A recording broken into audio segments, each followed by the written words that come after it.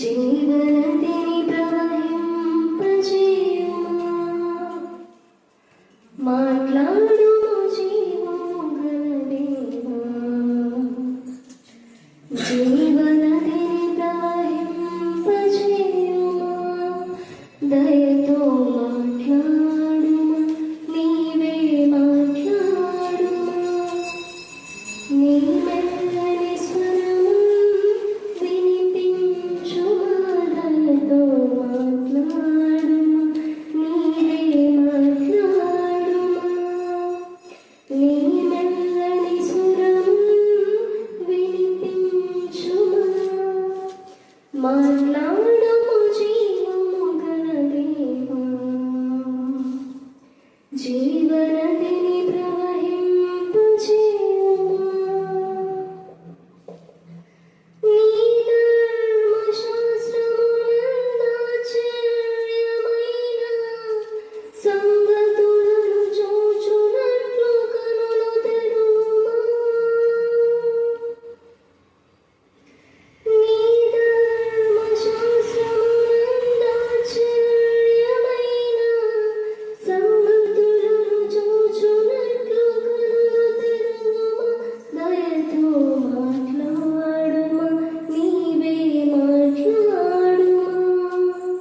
నీ మెల్లని స్వరము వినిపించుమా, దయతో మాట్లాడుమా, నీవే మాట్లాడుమా. నీ మెల్లని స్వరము వినిపించుమా, మాట్లాడుమా జీవము గల దేవా. జీవనదిని ప్రవహింపజేయుమా, నీ దాసురాలకించుచున్నాడయా. ఆజ్ఞయు ప్రియ యేసు ప్రభువా, నీ దాసురాలకించుచున్నాడయా. ఆజ్ఞయు ప్రియ యేసు ప్రభువా, దయతో మాట్లాడుమా, నీవే మాట్లాడుమా. నీ మెల్లని స్వరము వినిపించుమా, దయతో మాట్లాడుమా, నీవే మాట్లాడుమా. నీ మెల్లని స్వరము వినిపించుమా, మాట్లాడు జీవము గల దేవా. జీవనదిని ప్రవహింపజేయుమా, మాట్లాడుమా జీవము గల దేవా. జీవనదిని ప్రవహింపజేయుమా, దయతో మాట్లాడుమా, నీవే మాట్లాడుమా. నీ మెల్లని స్వరము వినిపించుమా, దయతో మాట్లాడుమా, నీవే మాట్లాడుమా. నీ మెల్లని స్వరము వినిపించుమా. గీతములు 2వ అధ్యాయము 1, 2, 3 వచనంలో చదువుకుందాము. నేను షారోను పొలములో పూయు పుష్పము వంటి దానము, లోయలలో పుట్టు పద్మము వంటి దానము. బలు రక్కసి చెట్లలో వల్లి పద్మము కనబడినట్లు స్త్రీలలో నా ప్రియురాలు కనబడుచున్నది. అడవి వృక్షములలో జల్దరు వృక్షం ఎట్లున్నదో పురుషులలో నా ప్రియుడు అట్లున్నాడు. ఆనంద భరితనై నేనతని నీడను కూర్చుంటిని, అతని ఫలము నా జిహ్వకు మధురము. దేవుడి పరిశుద్ధ వాక్యం దీవించి ఆశీర్వదించుగాక. ఆమేన్, ఆమేన్, ఆమేన్. షారోన్ పుష్పమండి, rose. I am rose of the Sharon పుష్పంతో పూయ పుష్పం అని, మళ్ళా లిల్లీ ఆఫ్ ద వ్యాలీ అంటారు. Rose of Sharon, I am rose of the Sharon. తర్వాత లిల్లీ ఆఫ్ ద వ్యాలీ. రెండు యేసు ప్రభుల వారు ఆ యొక్క షారోన్ యొక్క పొలము అని ఎందుకు చెప్పబడి ఉంది అంటే, ఈ పొలము యేసుక్రీస్తు ప్రభుల వారి యొక్క అంటే యూదా గోత్రీకులకు చెందినటువంటి పొలమే. ఇంకా చెప్పాలనుకుంటే వర్ణాం యొక్క కళ్ళం. ఇంకా చెప్పాలనుకుంటే యేసు ప్రభుల వారు జన్మించిన ఆ ప్రదేశంలో యెరూషలేములో ఈ యొక్క సొలొమోను కట్టినటువంటి దేవుని యొక్క మందిరం అక్కడ నిర్మాణం చేయాలంటే చాలా ప్రాసెస్ జరిగింది. అలాగనే యేసయ్య జన్మించాలంటే చాలా ప్రాసెస్ జరిగింది. వాటన్నిటిని మరి కృత్యంతో అక్కడ ఒకే వర్డ్ రాయడం ఏంటంటే I am root of Sharon అన్నారు. షారోను పొలంలో పూయు పుష్పము అని తెలుగులో రాయబడింది. ఎందుకంటే తెలుగు గ్రంథకర్తలు ఈ విధానంలోనే రాశారు. అక్కడ పూయ పుష్పము అని రాశారు. పుష్పం పేరు యాక్చువల్ గా రాయడు అక్కడ, కానీ ఇక్కడ పుష్పం అనేది అదే ఇంగ్లీష్ అయితే రోజ్ అనేది. కానీ మనోళ్ళు ఎప్పుడు కూడా రోజా పుష్పంలో రోజ్ అని అంటారు కానీ పుష్పం అంటారా? రోజ్ అనే అంటారు ఇక్కడ. సరే, ఎన్ని పువ్వులు ఉన్నాయి ప్రపంచంలో మనకు తెలిసిన పువ్వులు చాలా చాలా ఉన్నాయి. కానీ అన్ని పువ్వుల గురించి అయితే చెప్పలేదు. ప్రత్యేకంగా నేను రోజా పుష్పంగా అన్నాడు, నేను ఢిల్లీ పుష్పంగా అన్నాడు. ఎందుకు ఈ రెండు విషయాలు యేసయ్య జ్ఞాపకం చేస్తున్నాడు అంటే, ఒక విధంగా మనం జ్ఞాపకం చేసుకుంటే రోజా పుష్పం ఉంటుంది కదా, మరి రోజా పుష్పం యొక్క ప్రత్యేకత ఏంటి మీరే చెప్పాలి. ఇంతకుముందు చాలాసార్లు ధ్యానించుకున్నాం. ప్రత్యేకత ఏంటి రోజా పుష్పం యొక్క ప్రత్యేకత? ఎందుకు అన్నాడు Yesayya I am the rose of Sharon? అది ప్రతి చెట్టుకు మీరు చూడండి, ఏ పూల చెట్టుకైనా ముళ్ళు ఉన్నాయా? లేవు. ఏ చెట్టుకు ముళ్ళు లేవు. ప్రత్యేకత అంటే ఏ చెట్టుకు ముళ్ళు లేవు, కానీ రోజా చెట్టుకు మాత్రం ముళ్ళు ఉంటాయి. ఒకటి. తర్వాత రెండవది, రోజా చెట్టుకు ముళ్ళు ఉంటాయి కానీ ఆ యొక్క పుష్పంలో నుంచి, అంటే పుష్పం ఇలా ఉంటుంది, పుష్పంలో నుంచి మనం ఇలా చూస్తే ముళ్ళు మనకు కనపడతాయా?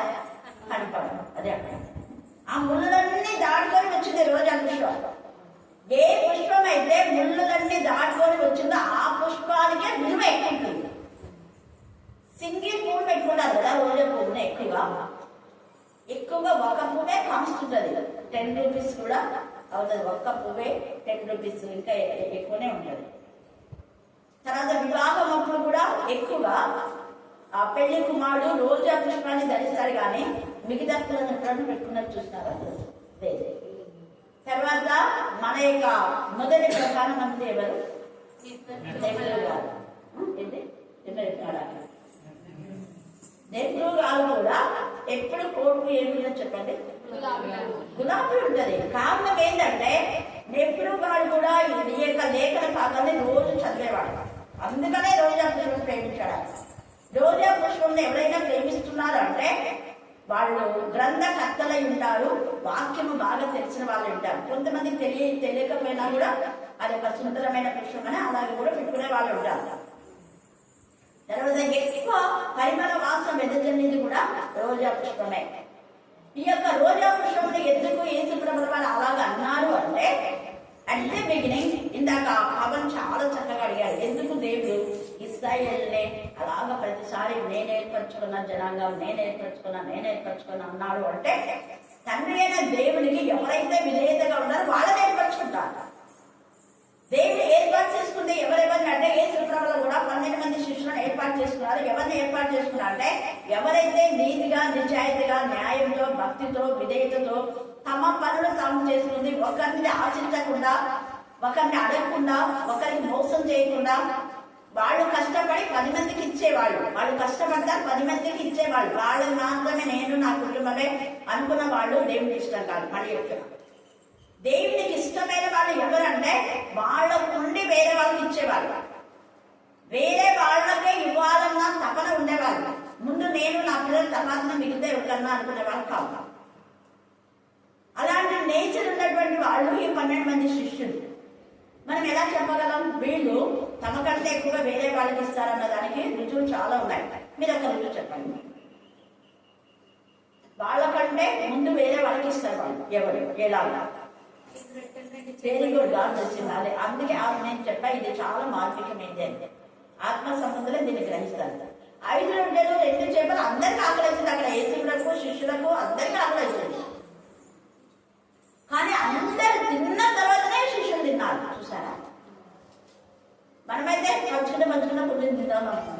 ఆకలి అయినప్పుడు అంతే కదా, ఆకలి అయినప్పుడు కొంచెం మనం టేస్ట్ చేద్దాం అనుకున్నాం, కానీ వాళ్ళ టేస్ట్ కూడా చేయాలి. అందరు దాదాపు 20,000 మందికి పైగా వాళ్ళందరూ తిన్నాక మిగిలినప్పుడు తిన్నారు.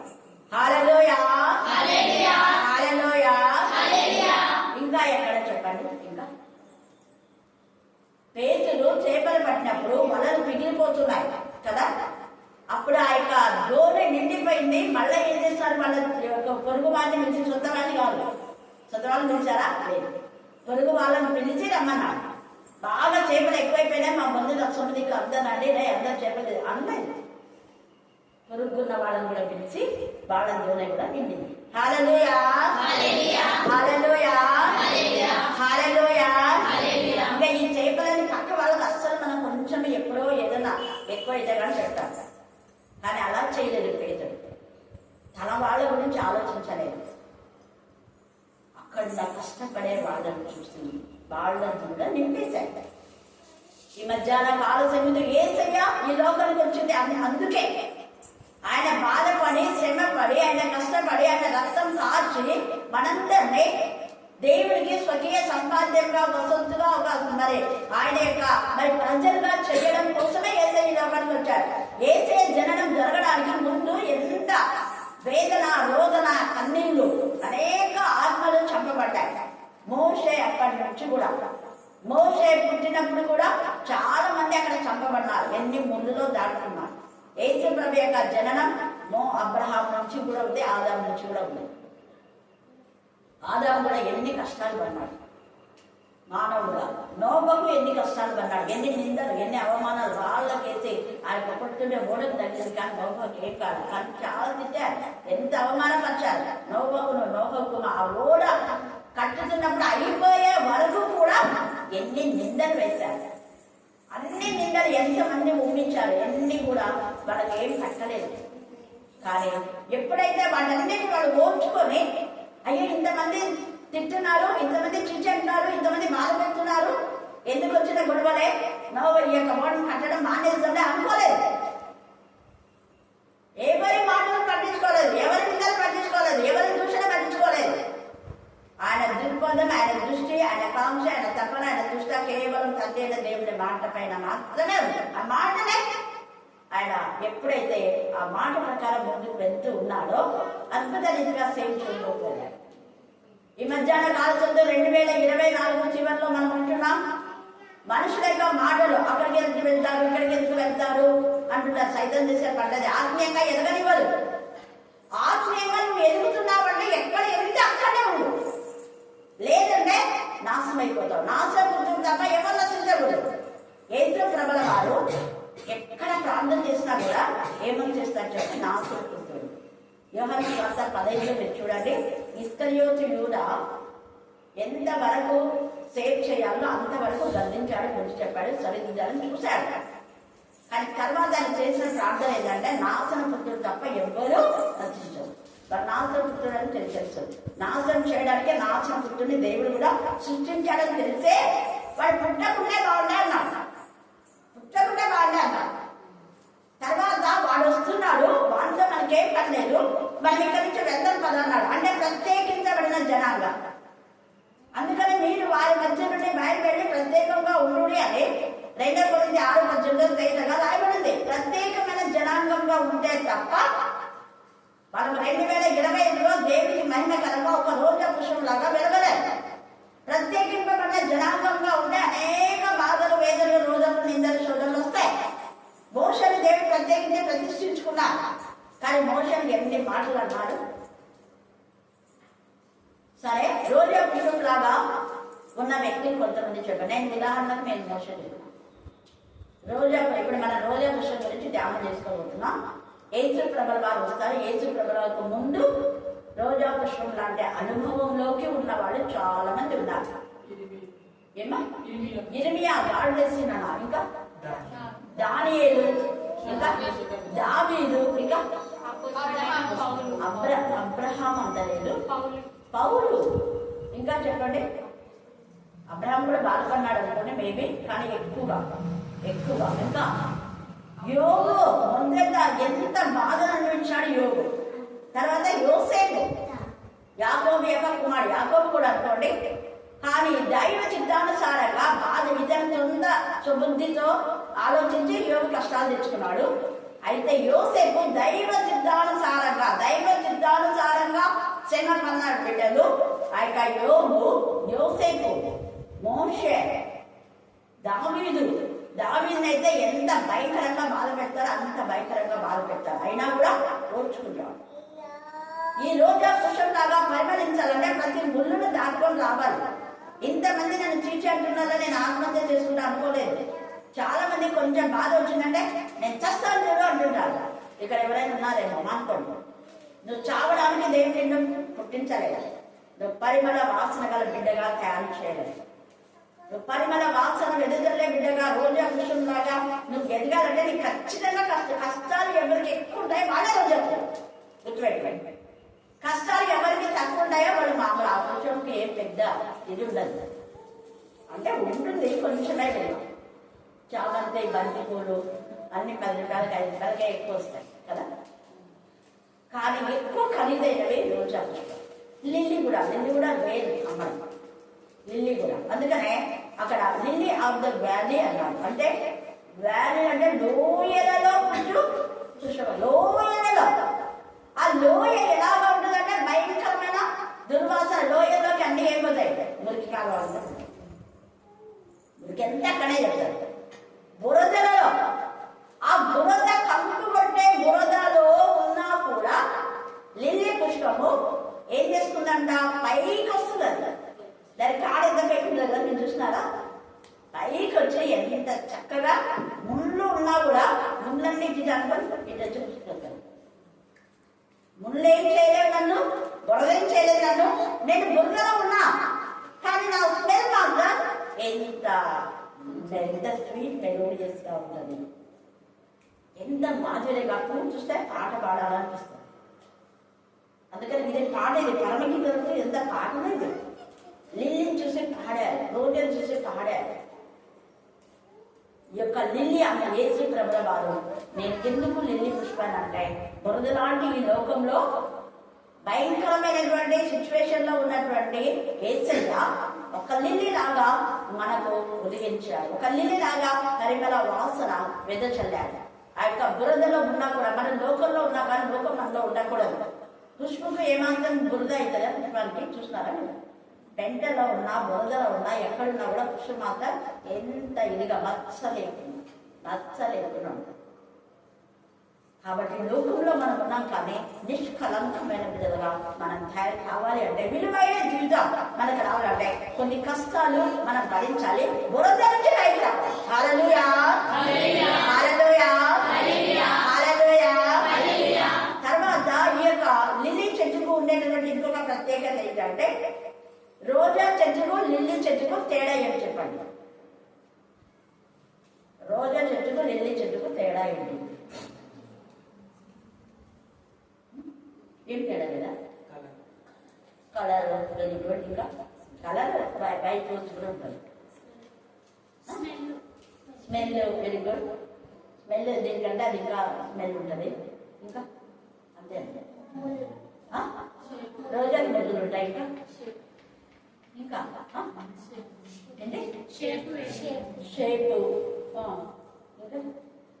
ఇది కొమ్మలు వస్తుంది. ఇది పక్కన అంటురాలు చాలా తక్కువ. కానీ లిల్లీకి ఏమొస్తుంది తెలుసా? ఒక చెట్టుకు పక్కనన్నీ చాలా వస్తాయి. అది కొమ్మలు ఉండదు, అదంతా కూడా యూనివర్సల్ గా ఉంటుంది. లిల్లీ అంతా యూనివర్సల్. ఒక్కటే దానికి అన్ని ఆకులు ఉంటాయి. దీనికి ఇంకో కొమ్మకి వేరే వేరే.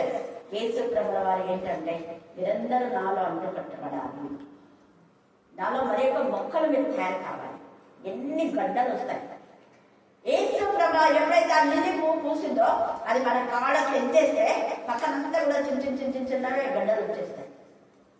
యేసు ప్రభుల వారు మరణించి తిరిగి లేచిన తర్వాత పునరుద్ధానంలో మనమంతా కూడా క్రీస్తు బిడ్డలుగా కావాలని, మనమంతా కూడా చిన్న క్రీస్తుగా అయి ఎదగాలని.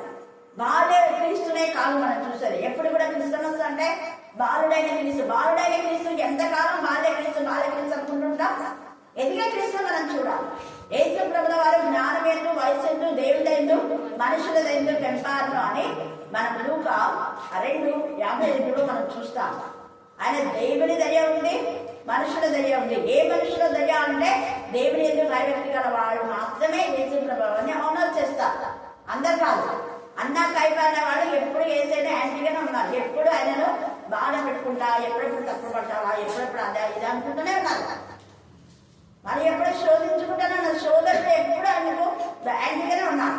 కానీ దేవుని ఎందుకు భయభక్తి గల వాళ్ళు మాత్రమే ఏసై కోసం ఆరాటపడినారు, ఏడ్చారు, బాధపడినారు, ఎదురు చూశారు, కనిపెట్టారు.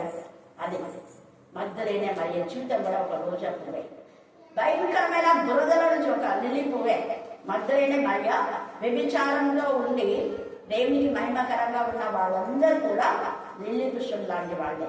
బురదలో నుంచి పైకి వచ్చి మచ్చ లేకుండా తెల్లని లిల్లీ పుష్పం లాగా తన జీవితాన్ని దేవునికి సమర్పించుకుంది మగ్దలేనే మరియ. రాహబు కానివ్వండి, సమరయ స్త్రీ కానివ్వండి, జక్కయ్య కానివ్వండి, వీళ్ళందరూ కూడా దేవునిలో అంటు కట్టబడి మరలా అనేక ఆత్మల ప్రభు చెంద నడిపించిన వాళ్ళు. మగ్దలేనే మరియ, సమరయ స్త్రీ, తర్వాత రాహబు, వీళ్ళందరూ అనేకులు ప్రభులోకి నడిపించడానికి మార్గదర్శకులు వీళ్ళంతా కూడా. ఈవెన్ మోజస్ ఉన్నది ఎక్కడ బోధకుంటలో అక్కడే కరో ఇంటిలో భయంకరమైన లోయల నుంచి బయటకు వచ్చాడు. హల్లెలూయా, హల్లెలూయా, హల్లెలూయా. ప్రతికూలమైన పరిస్థితులు ఉండి మనం లోయ జీవితంలో ఉన్న భయంకరమైన పాప ఊబిలో ఉన్నామంటే భయపడద్దు. నువ్వు పాపము ఊబిలో ఉన్నా ఏసై భక్తులను చూసంటే పాపం ఊబిలో నుంచి పైకి తీసుకొచ్చి నిన్ను పరిమళ వాసన వెదజల్లే బిడ్డగా ఏసై ఆశీర్వదిస్తాడు. మోసెస్ నిజంగా అనేక మందికి ఆశీర్వాదకరంగా ఉంచాడు. ఎంతో మంది ఇశ్రాయేలులో దాసత్వం నుంచి విడిపించగల ఒక నాయకుడిగా మరి యేసు ప్రభువు వాళ్ళకు ముందుగా మోషేను తండ్రి అయిన దేవుడు ఏర్పాటు చేసుకున్నాడు. మోషేనే ఎందుకు ఏర్పాటు చేసుకున్నాడు అన్న దానికి కారణం ఏంటంటే ఎక్కవేలు దేవుని భయభక్తి కలిగి అలాంటి ప్రతికూల పరిస్థితుల్లో కూడా దేవునికి లోబడింది, విధేయత కలిగింది, దేవుని చిత్తాన్ని నెరవేర్చడానికి ఆమె డిజైర్ చేసుకుంది. Dzire is most important than sacrifice. చాలా మంది సమర్పించుకుంటారు కానీ డెసిషన్ సరిగా తీసుకోరు. సరైన నిర్ణయం ఉండాలా. మనం సమర్పించుకున్న సమర్పణలో నిర్ణయం చాలా ఇంపార్టెంట్. గోర్ప సమర్పించుకుంది, అంతలో నేను కూడా నీతో పాటు వస్తాను, కానీ సరైన నిర్ణయం లేదు. వచ్చింది సగం దూరం పోయింది, మళ్ళా ఏం చేసినాను నిర్ణయం మళ్ళా మార్చుకుంది. మన నిర్ణయాలు ఒకసారి వాటిని తీసుకున్న నిర్ణయాలు మన పాడులో ఉన్నాయి. మనం ఇంకొక నిర్ణయాలు తీసుకోకూడదు. ఎక్కడ ఆత్మీయంగా ఎదుగుతున్నామో ఆ ఎదిగే జీవితంలోనే మనం ఉండాలి. మరి ఫాలో కావడానికి బ్యాక్ సైడ్ కాకూడదు. అందుకనే ఈ యొక్క మధ్యాహ్న కాల సమయంలో యేసు ప్రభువును వెంటాడాలనుకున్నప్పుడు మళ్ళీ మనం ఉపేక్షించుకొని మన సిలువనెత్తుకొని సిలువైపు చూస్తూనే మనకు అడుగు వేయాలి. మోషే తల్లి ప్రతికూల పరిస్థితుల్లో భయంకరమైన క్రిటికల్ కండిషన్ లో ఉంటే ఏమాత్రం తెలిసే చంపేస్తారు ఆమె అనుకుంటూ ఇద్దరు.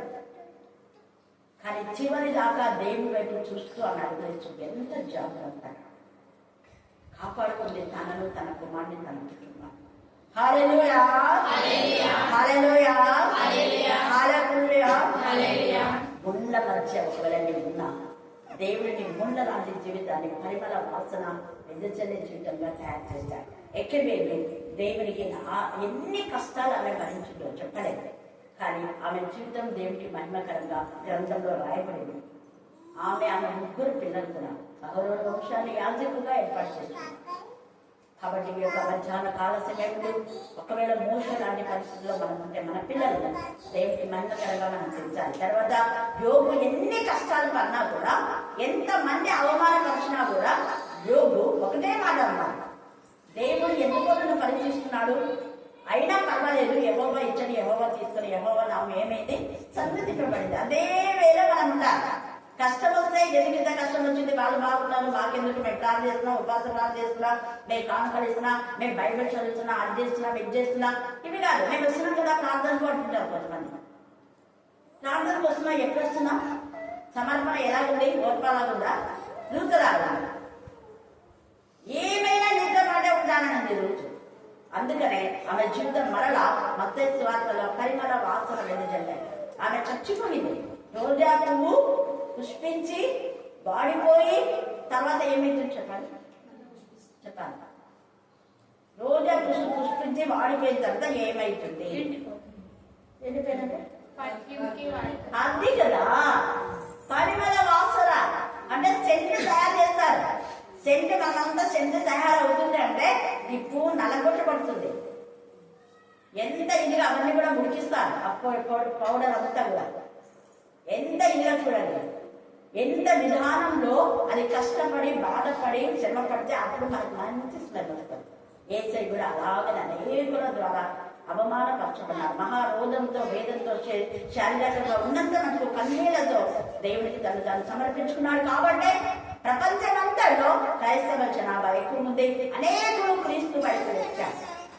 అవన్ ప్రార్థన చేశాడు. ఎందుకు వీళ్ళు చదివి కూడా వీళ్ళకి ఎందుకు ఇంగిత జ్ఞానం లేకుండా పోతుంది అని ప్రార్థన చేశాడు. మంచి ఇదిగా దేవుడికి మహిమకరంగా హృదయ పట్టణకు భాగం నుంచి బాధతో ప్రార్థన చేశాడు. ఎందుకు ప్రభు వాళ్ళు చదువుకొని కూడా బైబిల్ ఇంత తేజగా రాయబడి ఉంటాయి. వాళ్ళు గ్రంథాలు తెలిసి కూడా చదువురాని వాళ్ళంటే డజన్ మ్యాటర్. అది చదివించిన వాళ్ళు కూడా ఎందుకు వివేచించలేకపోతున్నారు? ఈ విగ్రహాలు మూగమని వాళ్ళకి తెలుసు కదా, ఇవి మాట్లాడలేని వాళ్ళకి తెలుసు కదా, ఇవి రాయని వాళ్ళకి తెలుసు కదా, ఇది చెట్టని వాళ్ళకి తెలుసు కదా, ఇది ఎండిపోయిన చెక్కని వాళ్ళకి తెలుసు కదా. తెలిసి కూడా ఆ చెక్కని వీళ్ళు వస్తున్నారు చదువుకొని కూడా. ఇది రాయి అని తెలిసి కూడా అదే రాయి కాళ్ళతో తొక్కుతాం, అదే రాయి మన కాళ్ళ కింద ఉంటుంది, అదే రాయిని తలబెట్టుకుంటాం, అదే రాయి దగ్గర తల ఉంచుతారు. సిగ్గులేదు వీళ్ళకున్నది. ఈ మధ్యాహ్న కాలశబ్దం మనం సిగ్గులేని వారంగా ఉంటుంది. దేవుడికి పరిమళ వాసన చెల్లబెడగా మనం సిగ్గు తెచ్చే వారంగా ఉంటుంది. ఇస్కరియోతు విధానాన్ని జీవితం నుంచి, అబ్షాలోము జీవితం నుంచి, అహీతోఫెలు నమ్మకం ద్రోహి మేలు చేసిన దావీదుకే కీడు చేస్తాడు. అలాంటి నేచర్ ఉంటే 2025లో మనం మానుకున్నాం.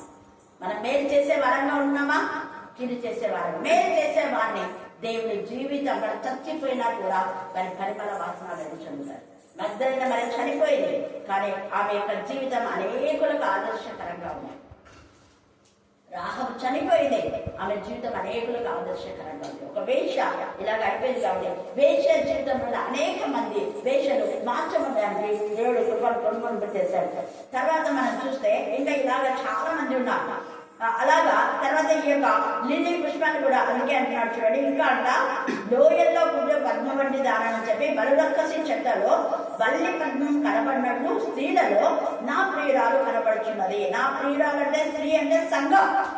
సంఘము భయంకరమైన విషయాలలో ఉన్న ఈ లోకం అనేటువంటి ఈ యొక్క మరి మురికి లోకంలో ఉన్నా కూడా మనము దేవునికి మహిమకరమైన విధానంలో దేవునికి కనబడుతున్నది అంటే దేవునికి ఇష్టమైన సంఘంగా ఉండాలి. ఊరికే సంఘం సంఘం సంఘం అని అనకాదు. మనము దేవునికి ఇష్టమైన సంఘంగా ఉన్నామా లేదా అది మనం ప్రశ్న వేసుకోవాలి. తర్వాత అనుకున్నాం చూడండి, కీర్తన దావీదు రాసిన కీర్తన 4:7 చదవండి. ఒక మాట 4వ అధ్యాయం 7వ వచనం. ధాన్య ద్రాక్షరసములు విస్తరించిన నాటి సంతోషం కంటే అధికమైన సంతోషము నీవు నా హృదయంలో పుట్టించింది. నా హృదయంలో అంటే ఎవరైతే దేవుని పైన హత్తుకొని ఆనుకొని దేవుని సంతోషాన్ని చూశారు. అది బాగా వేదన గుళ్ళని చూసి ఆ పుష్పాన్ని చూసి మనకి ఎంతో సంతోషమో మన జీవితం అనేకులకు సంతోషకరంగా పరిమళ వాసన వెదజల్లేది. ఎంతో ఇదిగా మన ఇల్లు అనేక రక్షణ గురించి ఉత్సాహ సునాద గీతం పాడేదిగా మన ఇల్లు ఉండాలి. 80వ అధ్యాయం కీర్తన 1వ వచనం 1:13 చెప్పండి. 80 ఇశ్రాయేలు కాపరి మందవలే యోసేపును నడిపించువాడా, కెరూబుల మీద ఆసీనుడైన వాడా ప్రకాశించును. ఎఫ్రాయిము, బెన్యామీను, మనష్షే అను వారి ఎదుట నీ పరాక్రమమును మేల్కొల్పి మమ్మను నిజంగా రక్షించాడు. దేవుడు ఎంత ఇదిగా ఈ యొక్క విషయాలలో ఇశ్రాయేలు మందను కాపాడినాడు. ఇశ్రాయేలు కాపాడి మందవలే యోసేపు నడిపించేవాడు. నడిపించాడు యోసేపు. కెరూబుల మీద ఆసీనుడైన దేవుడు యోసేపుకు తోడ ఉండి కాపాడినాడు. ఆ యోసేపు తర్వాత ఫలించడి మరి కొమ్మగా ఆ యోసేపు నుంచి నిజంగా ఆ యొక్క 12 గోత్రాల నుంచి యోసేపు యేసుప్రభు వారి కూడా గుర్తు ఎన్ని కష్టం ఎన్ని బాధలు. గుంటలో వేశాడు. గుంటలో వేసిన యోసేపు పైకి తీశాడు. ఒక లిల్లీ పుష్పంలాగా వచ్చాడు. తర్వాత అనేక ప్రపంచ ప్రాంతాలన్నీ కూడా యోసేపు ఉన్న చోట ధాన్య ద్రాక్షరసం తీసుకొని వెళ్ళాయి.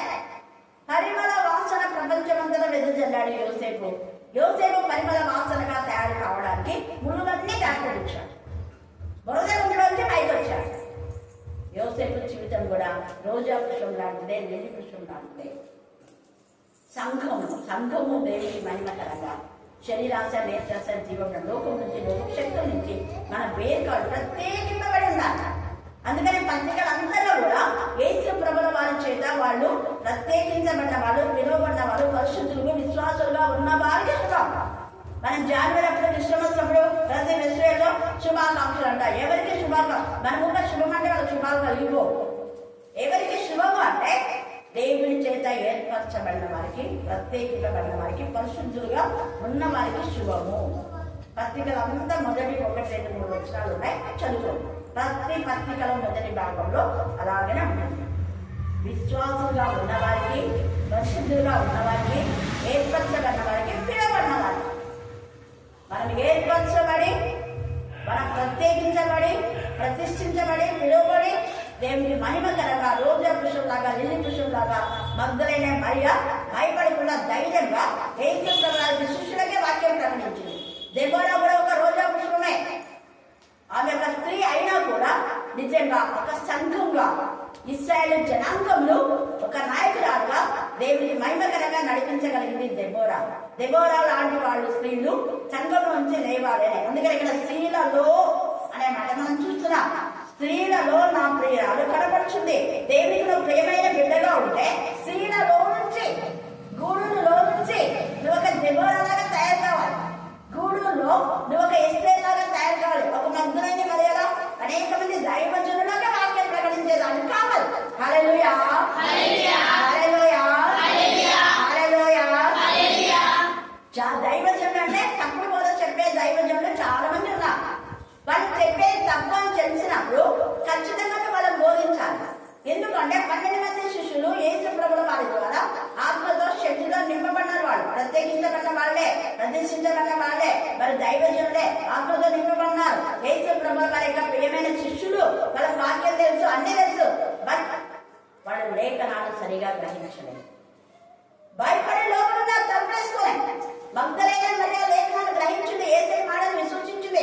ధైర్యంగా సమాధిలోకి చీకట్లోనే ఒంటరిగా వెళ్ళి అక్కడ ఆమె యేసే యొక్క మాట కోసం కనిపెట్టుకుంది. ఆయన లేచానన్నాడు, ఖచ్చితంగా లేచాను. లేస్తే నాతో పాటు నేను వెళ్ళాలి, ఆయన చూసి వెళ్ళాలి. లేదంటే ఆయన నేను ఎత్తుకొచ్చిపోయానా, లేచే వరకు వెయిట్ చేస్తాను. ఎప్పుడు లేచారో టైం చెప్పలేదు. 2 రోజులు సమాజంలో 3 రోజులు వెళ్తాను అన్నాను, కానీ అలానా టైం అని టైం చెప్పలేదు. కాబట్టి అందుకే ముందు వెళ్ళాడు. ఆ రోజు 12కి మొదలవుతుంది కాబట్టి 12 నుంచి అప్పుడే లేచిండాలే యేసు ప్రభు. విజయోత్సవంతో మరణాన్ని జయించినా కాబట్టి సుగంధ ద్రవ్యాలతో మంగళ స్నానం చేసి ఆయన తీసుకురావాలి అనుకున్నారు. ఆ ఉద్దేశం. కానీ యేసయ్య నువ్వే ఒక మంగళ స్నానం చేసేదానిగా, నువ్వే ఒక పరిమళ వాసనగా నీ మాట వెళ్ళి నా సహోదరులకు చెప్పు. అంటే దైవజనులు అంతా క్రీస్తువారు, అపోస్తలులకు బోధించిన అపోస్తలిక. హల్లెలూయా, హల్లెలూయా, హల్లెలూయా, హల్లెలూయా. మొదటి అపోస్తలిక ఈ యొక్క మగ్దల ఎన్ని అవమానాలు పడింది, ఎన్ని బాధలు పడింది ఆ యొక్క మగ్దలైన మరియ. ఆమె యేసు ప్రభు నమ్మిన తర్వాత ఎంతమంది ఆమె చీచి అన్నారు, ఎంతమంది చంపాలనుకున్నారు, కొట్టారు కూడా ఎంతో మంది. ఆమెతో ఎవరెవరైతే పాపం చేశారో వాళ్ళందరూ కూడా వాళ్ళని వదిలేసింది కదా ఈమె. అందుకని వాళ్ళందరూ కూడా మరలా ఈమె పాప ఊబిలోకి రావడానికి ఎంత ప్రయత్నించారో చరిత్ర చెప్తారు. చాలా ప్రయత్నించారు వాళ్ళు, కానీ వాళ్ళ భూమిలో నుంచి ఆమె బయటికి రాగలిగారు. హల్లెలూయా, హల్లెలూయా, హల్లెలూయా, హల్లెలూయా. ఆమె పరిశుద్ధతను కాపాడుకుంది, ధైర్యంగా ముందుకు వెళ్ళింది కాబట్టి ఆమె ఈ యొక్క అపోస్తలులకు వాక్యం చెప్పే కృపా దేవుడిచ్చాడు. ఈ యొక్క మధ్యాహ్న కాలంలో తప్పుడు బోధ చేసే వాళ్ళకు, పిరిగ్గా చెప్పే వాళ్ళకు, లేకపోతే భయంతో ఉండే వాళ్ళకు ధైర్యంగా మీరు క్రీస్తును ప్రకటించాలి అని చెప్పగలిగి ఉన్నారు. భక్తులైన మరియలాగా, అలాగే రూతులాగా ధైర్యంగా సంఘం. రూతు కూడా సంఘానికి గుర్తు. బోయజు యేసు ప్రభు వారికి గుర్తు. బోయజు యేసు ప్రభు వారి శిరస్సు అయితే సంఘానికి గుర్తు. రూతు నిజంగా సంఘాన్ని కాపాడుకోగలిగిందంటే వాళ్ళందరూ కాపాడుకోగలిగింది. తను అంతా కలిసి దేవుని నామమును గణపరిచారు. హల్లెలూయా, హల్లెలూయా, హల్లెలూయా, హల్లెలూయా. యెషయా యెషయా 52:1. సియోను లెమ్ము లెమ్ము, సియోను లెమ్ము లెమ్ము, నీ బలము ధరించుకొనుము, నీ బలం ధరించుకొనుము. పరిశుద్ధ పట్టణమైన యెరూషలేమా, చూడండి, పరిశుద్ధ పట్టణమైన యెరూషలేమా, నీ సుందర వస్త్రములను నీ ధరించుకొని సుందర వస్త్రములను ధరించుకొనుము. ఇక మీదట సున్నతి పొందని వాడు ఒక్కడైనా, అదే ఇక మీదట 2025లో సున్నతి పొందని వాడు ఒకడైనా నీలో ఉండకూడదు. దాని అర్థం ఏంటంటే శుద్ధి చేయబడిన వాళ్ళ కరుణాపీఠంలో ఉండాలి. ఇక మీదట ఇంతవరకు జరిగింది ఏదైనా కానీ 2025లో ప్రత్యేకింపబడిన వాళ్ళమై, ప్రతిష్ఠించబడిన వాళ్ళమై, మురికిలో నుంచి బయటకు వచ్చిన లిల్లీ పుష్పం లాగా భయంకరమైన పాపం వల్ల మురులన్నీ కూడా ఛేదించుకొని రోజా పుష్పం లాగా మన జీవితాలు వెదజల్లాలి. పరిమళ వాసన వెదజల్లే జీవితం. అందుకనే లెమ్ము, నీ సుందర వస్త్రం, రక్షణ వస్త్రాలు, శృతి వస్త్రాలు, మహిమ వస్త్రాలు, ధవళ వస్త్రాలు, ఆనంద వస్త్రాలు, సంతోష వస్త్రాలు దేవుడు నీకు ధరింపజేస్తారు 2025లో. లెమ్ము, పాపము బతుకులో నుంచి, పాపము భూమిలో నుంచి, మురికి గుండెల నుంచి బయటికి రా. లోకాశ, శరీరాశ, నేత్రాశ, జీవ బ్రహ్మ నుంచి, లోక మర్యాద నుంచి, ఆశల నుంచి, కట్టుబాల నుంచి, మూఢనమ్మకాల నుంచి బయటికి రమ్మంటున్నాడు యేసయ్య. ప్రత్యేకంగా ఉండాలి. వారి మధ్య నుంచి బయలు విడలే ప్రత్యేకమైన జీవితంలో ఉంటే, ఈమె ప్రత్యేకంగా వచ్చింది మగ్దలైన మరియ. ఆమె యొక్క పేరు చిరస్థాయిగా ప్రపంచంకంతా ఆమె పరిమళ వాసన వెదజల్లేదిగా దేవుడు తయారు చేశాడు. అందుకే లెమ్ము తేజరిల్లును యెహోవా మహిమని మీద యెషయా 61:2. యెషయా 61:3లో నీ దుఃఖ దినంలో దేవుడు సమాప్తి చేస్తాడు. బూడిదలాంటి జీవితానికి దేవుడు మంచిగా నీకు పూజలను నీకు ఇవ్వబోతున్నాడు. దుఃఖభరితమైన ఆత్మహత్యగా ఆనంద వస్త్రాన్ని దేవుడు నీకు ఇస్తాడు. అలాగనే యెషయా 66:13లో యెరూషలేములోనే నువ్వు ఆదరణ పొందుతావు. ఒక్కని తల్లి వాడిని ఆదరించినట్లు నేను మిమ్మల్ని ఆదరిస్తాను. ఎక్కడ? యెరూషలేములోనే. యెరూషలేము అంటే దేవుని సన్నిధి. యెరూషలేము అంటే రొట్టెల గృహం. యెరూషలేము అంటే సమృద్ధిగా వాక్యం నీకు ఎక్కడ దొరుకుతుందో, ఏ వాక్యం ద్వారా నువ్వు బలపరచబడుతున్నావు, ఏ వాక్యం ద్వారా నీకు ఆనందం ఉందో, ఏ వాక్యం ద్వారా నువ్వు చీకటిని అనుసరించుకుంటున్నావో, ఏ వాక్యం ద్వారా పాపాన్ని అనుసరించుకుంటున్నావో, ఏ వాక్యం ద్వారా పాపం పైన నీకు విజయం వస్తుందో, ఆ వాక్యంలో, ఆ సహవాసంలో మనం యెరూషలేములోనే నువ్వు ఆదరణ పొందుతావు, వేరే విధానంలో కాదు. అందుకే అంటాను, ఎంత చక్క ఒక్కరిని తల్లి వాడిని ఆదరించు, నేను మిమ్మల్ని ఆదరించు. అయితే ఎక్కడ? యెరూషలేములోనే. యెరూషలేము అంటే సమృద్ధిగా వాక్యం లభించే చోట. పచ్చిక మరి ఇంకా నా గొర్రెలకు మరి శ్రేష్టమైన పచ్చిక కాదు, ఎప్పుడు తిన్న పచ్చికనే కాదు, నూతనమైన పచ్చిక నా గొర్రెలకు తయారు చేయాలని ఆ యొక్క ఎత్తైన కొండలపైకి కాపలు తీసుకొని మరి ఎక్కడెక్కడో ఆ యొక్క గొర్రె పిల్లలు నడిపించినట్టుగా ఎప్పుడు రోజు తిన్న పప్పనం పెడితే ఏ పిల్లలు తినదు. తల్లి పిల్లల యొక్క అభిలాష తెలిసి వెరైటీస్ చేసి పెడతారు. అలాగనే యేసయ్య నీకు నూతనమైన విధానంలో వాక్యాన్ని బోధిస్తూ, నీ ఆత్మను బలపరుస్తూ, నీ దుఃఖ దినంలో సమాప్తి చేస్తూ, నీ దేవుడు నీ తల్లి కంటే ఎక్కువగా నేను ఆదరిస్తాను. కాబట్టి యేసయ్య ఒడిలో మనం ఉండాలి. ఆయన పాద సన్నిధిలో మనం ఎల్లప్పుడు ఆయనకు మనం జీవితాలు సమర్పించి దేవుడు ఈ లేఖన భాగాన్ని దీవించి ఆస్వాదించుగా. ఆమె అందరూ లేచి వెళ్ళమన్నట్లయితే పశ్చాత్తాప ప్రార్థన.